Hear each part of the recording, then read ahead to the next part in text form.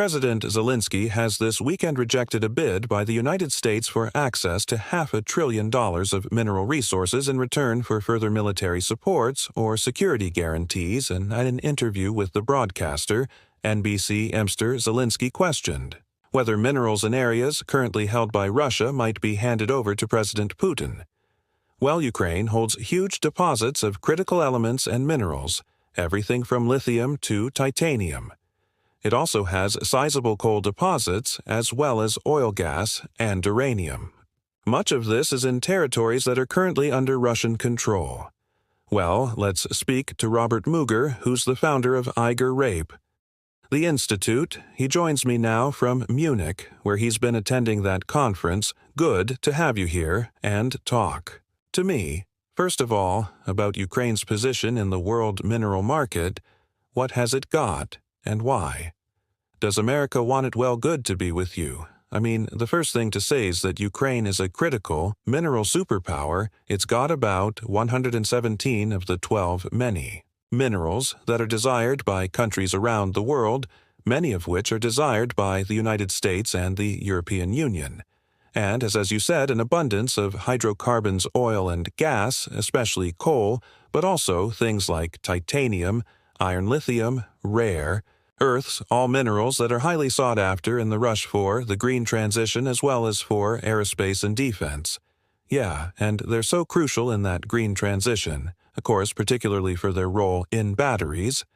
And we know that is the center of that big R between the U.S. and China, and so Ukraine probably finds itself caught between the two in terms of who has access to it, because if you have access, you have power. Well, that's right. I mean, we estimated back in 2022 that Ukraine had something in the order of $26 trillion worth of deposits. The big challenge, though, is not only are those not fully developed, but about 20 to 30% of those back in 2022 were in Russian-occupied areas. And so, while Ukraine has an abundance of many of these kinds of minerals that are being sought after, especially, as you say, for electric vehicles as well as for defense systems, a lot of these aren't yet developed or are only partially developed. And that was an issue that was actually being addressed before the war started, but the Russian-Ukraine war actually slowed down the options that were being planned by the European Union at the time. And so, is it your assessment, Herr, that these minerals are being used as a bargaining chip, in terms of whether the U.S. will support either militarily or in terms of security guarantees? They're saying, look, give us access to these minerals, then you get our support, and without it, we won't. I mean, is that what it looks like, right? I would say this is a bit of a long shot for Ukraine.